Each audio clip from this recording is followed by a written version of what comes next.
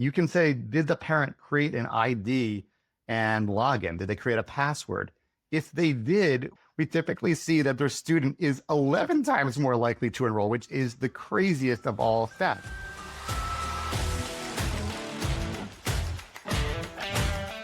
This episode is all about parent engagement. The data is clear. When universities actively involve parents in the enrollment process, applications and yield rates go up.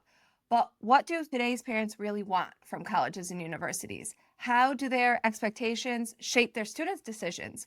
And how can institutions create an effective parent engagement strategy? To help us unpack all of this, I'm thrilled to welcome Dave Becker, CEO and co-founder of CampusESP. His company supports communication with 13 million parents across 450 plus universities, and he has 25 years of EdTech experience. Plus, he's living this experience firsthand. His twins are currently in their first year of college. Dave, welcome to the show. Allison, thank you for having me. I know you have some great research and strategies and insights to share, but I want to ask you about your experience as a parent first. What's been the biggest surprise for you personally as a parent navigating the college experience? It's complicated. I mean, having been in education technology for 20 plus years, I figured I knew everything that was going to happen, but it's really, really complicated. And I think one of the things that was kind of jarring for me is that you can't rely on your students doing everything you expect them to do. And then if you have twins like I have, it's like double trouble. And you kind of have to keep everything organized. So it's just, I think overall it's complicated. And I'm a pretty informed parent. So a lot of times when we talk with parents and family members, they don't even, if they're not in higher ed, they don't understand the process. So it's a lot. I think that's one of our biggest challenges. We get this industry. Yeah. We understand things like financial aid. And even when we're going through it, it's hard. So to be able to really have that empathy and that focus on, gosh, if it's difficult for us, imagine what it's like to be in someone else's shoes. But let's start with big picture, and then we'll get into some of the specifics that you've all uncovered. Why are today's parents more involved in the college decision-making process than previous generations, do you think? Yeah, it's a great question. I usually start with the cost of education. It has gone up and up. Everybody knows student debt has increased, but so has parent debt. And so for most families, this is going to be one of the single biggest investments they make. And I know everybody's like, oh, students have to struggle and they have to be independent. But the reality is families want that of their students, but they just know that failure is not an option. They need them to succeed.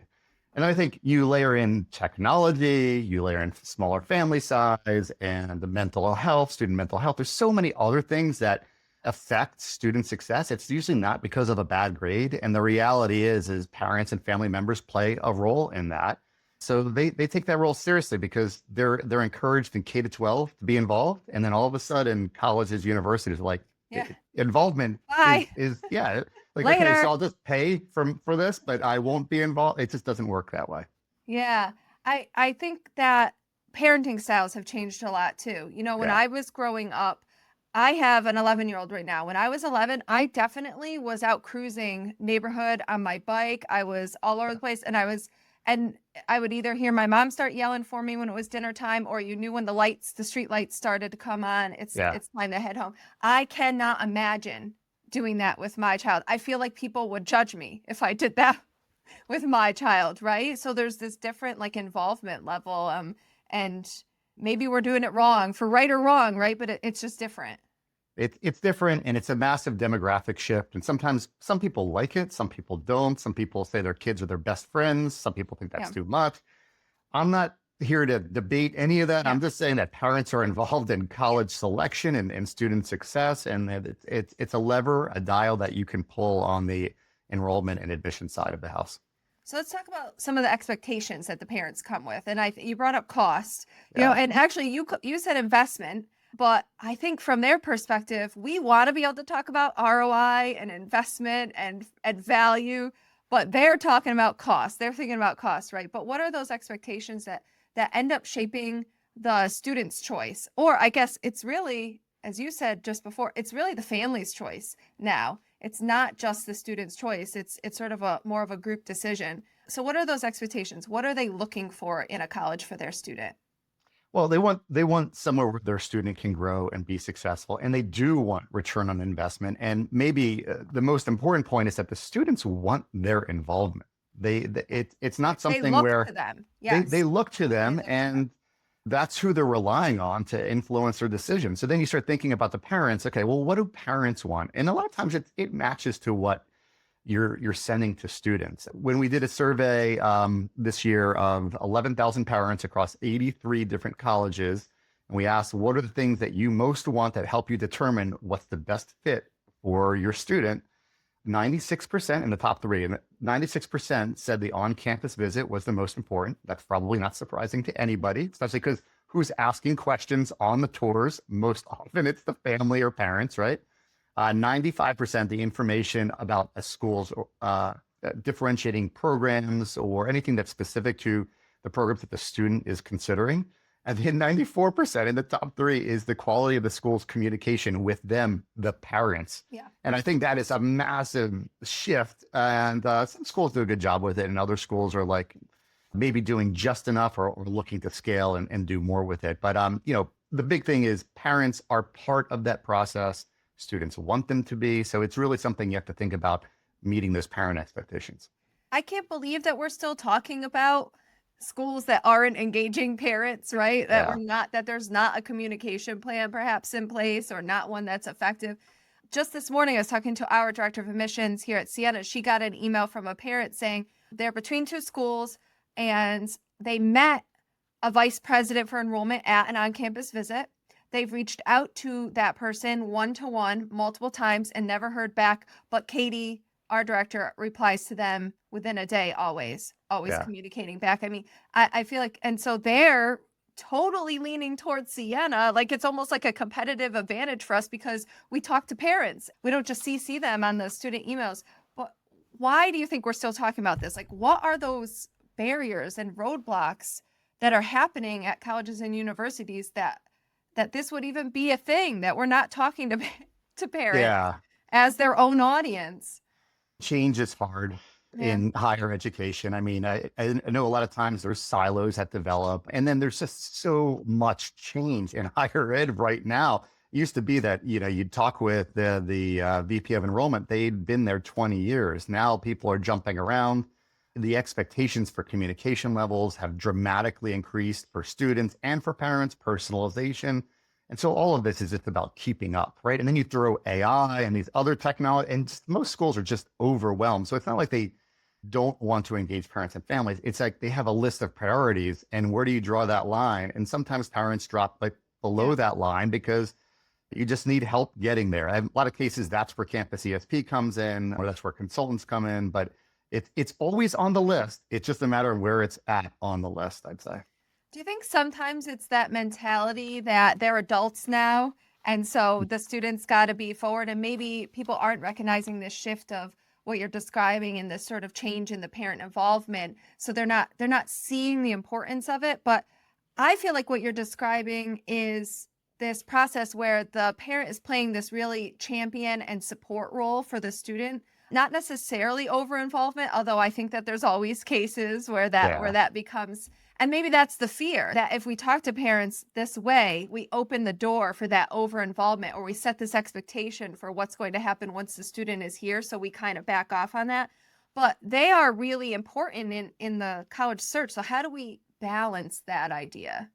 Yeah, I always frame it as what's the appropriate level of involvement. And I know Appropriate. that's That's a good, subjective and it yeah. varies for every single person, but there's 2 points I'd like to make here. Number one, you're asking a student who is generally like 17 years old in the traditional, Yeah. 4-year programs, to make a financial decision that could affect them for the rest of their Yeah. lives. Yeah. And like you're putting the institution negotiating with basically a child. Okay. And so that to me feels unfair and Yeah. in some levels. So that's number one, which is like, I think parents play a role. They don't have to play the main role, but they're there to support the students. And then you also have to recognize that there are certain times when parents engage more. Like we're in yield season right now, right? It's March. So typically we see higher levels of parent engagement when they start looking at, okay, what's the sticker price? So what's net tuition? What does that mean? And educating them about, comparing apples to apples from a different college perspective. And then into the summer,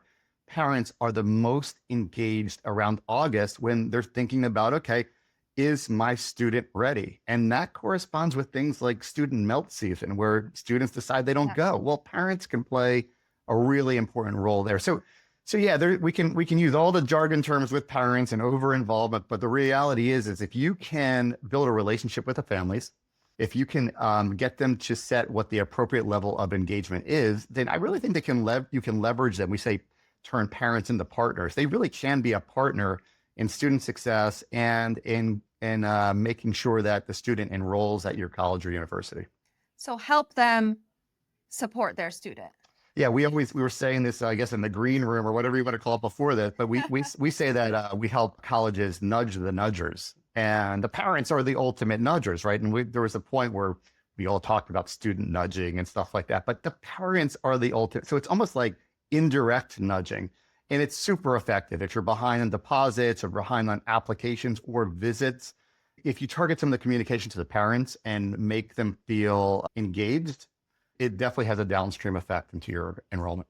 I want to get into AI. You mentioned AI as, another thing that we're having to deal with that maybe sidelines focusing on parent communications. I want to talk about maybe how we can leverage AI too. But first, I just want to say, if you're listening right now, please make sure to subscribe and share the episode. We've got some more great episodes coming up soon on parent engagement. It's a really important topic, especially in this season. So stay tuned. So, Dave. Yes. How is technology, especially AI, changing the way universities communicate with parents? How can perhaps it help us accomplish this goal? Yeah, it's really difficult right now. I'm in technology and I'm borderline overwhelmed by the pace and change of technology. So I think when it comes to AI, I think technology solutions like CampusESP, they play a role in not just keeping you up on the latest technology, but making sure it's being used to actually solve your problems. So we use AI, we use generative AI to help write more parent content, to take content and personalize it for schools, to translate it. There's a lot of English as a second language families out there. Even things like where we're sending text messages to parents. Maybe you have a whole article. How do you boil that down to a text message to get them to click? We'll use AI for that. So at the end of the day, we really use AI to help scale communication efforts. And I think that's where most colleges are at right now. But it's very difficult to keep up with. And, I doubt there are many prompt experts out there. So you really want to rely on the technology to keep pace for you with other institutions on scaling and personalizing the content. Yeah, I think that's key because you're staying really human with how you're using it too, so that you can sort of maintain that connection. And scale is our biggest barrier, right? So how can it help us? If you already have a communications for a student, can it be transformed? Can AI help you transform it to resonate with the parent, on whatever topic it is, the cost topic or a topic about the major? You're just going to speak to the audience a bit differently. And it's freeing to be able to do that. I mean, it's challenging because it's more work, but I find it to be really freeing.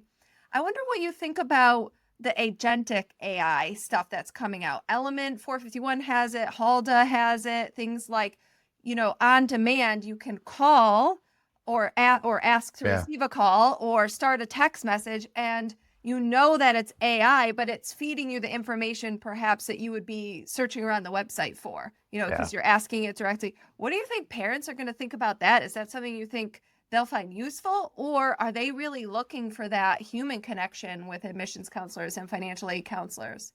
Oh, Allison, what a great question. I mean, I don't know. I think it depends. I think there's lots of different generations of parents. We talk about Gen X parents right now. I'm a Gen X parent. I think we're moving to more millennials. And in some cases, folks know they're going through like a technology communication path. In other cases, they don't realize it. So it really depends. What I really try to get schools to focus on is just make sure it's solving a problem. That's a real problem that you have there. Don't just chase the shiny object. Absolutely. And use look, it as a solution. Yeah. I have been very impressed with the AI. There's so many different pieces of AI. It's not just one AI. There's like, when you look at the Gartner hype curve, there's like 30 different AI types. So keeping up with it can be overwhelming. And then we all know there's people who talk tech and we're like, what did they say? And, what am I supposed to remember? It's overwhelming. I just think it has to solve a problem. And like you said, scale on parent engagement side is a big problem that we're solving. I'll give you one example. We work with Penn State University. It's essentially one person managing parent engagement for the whole Commonwealth, over 120,000 parents. Yeah, I mean, just that math does not add up. And they want to do the right things. It's not like they're ignoring it. They just need help with scale and with content. And so it's not just about the tech, it's how you roll it out to parents and families. And clearly they want to be proactive, but they also can't deal with 120,000 parents one-on-one. I mean, who could possibly? There's no team big enough to be able to do that. Let's talk about the research that you guys have coming out of ESP. You found a direct correlation between parent engagement and application and yield increases. Can you walk us through some of those findings? There's details on our website at CampusESP.com that goes into it. But essentially, we see a very strong correlation between parent engagement levels and student enrollment. And we see this relationship every single year. We do different case studies to kind of like just change the schools that we're profiling. But here's the two main areas that we see, which is like, number one, if you engage parents, you can make a difference with enrollment, especially yield. So with the case studies every year, we generally see that when students have a parent in Campus ESP, on average, their yield is 7% higher. Now, it depends on the school, but like engaging with parents is not going to negatively impact yield. So number one is that whole nudging the nudger concept. If you engage with parents, you will see a return on investment, whether it's 7% increase, whether it's 2%, whatever it is, there should be an increase there. One of the reports we provide at Campus ESP is to tell you what that is. And then the other really important, interesting thing is you can use parent engagement to predict student likelihood to enroll. So we see that in the top quartile of parent engagement, and we track that with what we call parent promoter score, like how engaged are they? We see in that top quartile of engagement, we see that students are generally 3 times more likely to enroll. We see that these are standard reports within Campus ESP. And then you can go a level deeper. You can say, did the parent create an ID and login? Did they create a password? If they did, we typically see that their student is 11 times more likely to enroll, which is the craziest of all stats. So a lot of our more progressive schools will take that parent engagement data back and super score it in their enrollment modeling to understand how far along they are with yield and meeting their class. So it's really, really powerful data. It's highly correlated. Causality, so many different things to look at. I'm not going to do that. There's financial aid packages involved and what the cost, there's so much that goes into yield. And did they visit campus or not? Yes, of course, but as something additive, you can see how this would possibly have impact. What goes into an engagement score? Like what do you consider to be engagement from a parent perspective? Some parents will just open up the emails that we send. Some parents will just open up the text messages. Some will click through. Some will go into the portal. Some will click in targeted areas of the portal that we know are more indicative of having their student enroll. One of the really cool things about the platform at Campus ESP is if the parent does sign up and create a password, you have an opportunity to ask them questions, not only about themselves, but about their student. Yeah. What other schools is your student looking at? Do you mind ranking those schools? What are some concerns you have about our institution? It's impossible to get students to complete any of this stuff, but parents were like, oh, they're asking for my opinion? Absolutely. Let's give it. And instead of having those parents communicate on Facebook, let's have them communicate directly with you so that you can get that information to better inform your communication plan and reach students. When you were going through this process, was there a school or a communication that you got that stood out? Like, who was doing a good job at this? What did you see come through? Let me flip it around. I will tell you there were a couple of schools that did a horrible job. All right, that's helpful too. That's good advice too. And I wanted my kids to go to those schools because of previous affiliations. And when those schools were really bad with parent and generally student communication as well, wow, it was a turnoff. It's too hard to overcome, even when you have a strong starting place. Yeah, and I'm informed. I know enrollment is not necessarily academics, right? But even I was like, I don't know. It just feels like they don't care. Like I would say there's lots of different ways you could do parent parent-family engagement right. But if you do it wrong, it can really, really jeopardize your enrollment. What are the channels that you find most effective for parents? You mentioned the portal, and you mentioned Yeah. emails. Like, what's working? How do they want to communicate with colleges? It varies for different types of families, like income levels, moms, dads, city, rural, and also race, ethnicity as well. There's all these different demographics out there. So if you can launch an engagement strategy that covers multiples of those, I think it's more effective. If you can only do one, right now it's email. And it's because, like I said earlier, Gen X has never met an email that they didn't love. So they open up everything. I cannot let an email go through without addressing it. It's like my workflow. And so I think right now we're in that email, kind of that email age for parent engagement. When we survey families, we know 90%, over 90% prefer at least email. We're seeing that shift more to text messaging, especially with parents who are millennials. We also see a higher shift for text messaging preference for lower income families where technology can be a barrier. So it depends. But if you're just like, they've just laid out, where would I start? I would say email is where you should start. It's so funny. I agree. Email is where it's at. I mean, this is what they use to conduct their lives, right? And So it's cheap. It's the yeah, cheapest too. yeah. And so you always want to be where your audience is. At a recent accepted student day, for the first time ever, I had a mother say, because I said, okay, I will follow up on that with you. I'll send it to you. She said, oh, well, text it to me because I will not look at my email. And that was the first time I had ever heard that. So yeah, there might be a transition happening, but it's small at this point away from the email. It is. If there is one thing you wish every higher ed marketer knew about parent engagement, what would it be? I think when you look at some of the race demographic stats, you'll find that parent and family engagement's highest for Hispanic and Black families. And there's a lot of HSIs out there, a lot of emerging HSIs. Those families are just more involved with their students' education for a variety of reasons. But if you think parent involvement's high right now, and you think the population is getting more diverse, then I will tell you that I believe that parent involvement will continue to increase and will become even more important. And I'll just, that could be a big gulp moment for many people out there because keeping up is already difficult. But I just really think it's the key, especially for HBCUs, HSIs, schools that are looking to create more diverse student populations. It is a lever you can pull to make a difference in your enrollment strategy. Yeah, what an opportunity, really, because when we have other ways that people have used to increase diversity, perhaps challenging to do them anymore. We do not have affirmative action in admissions anymore.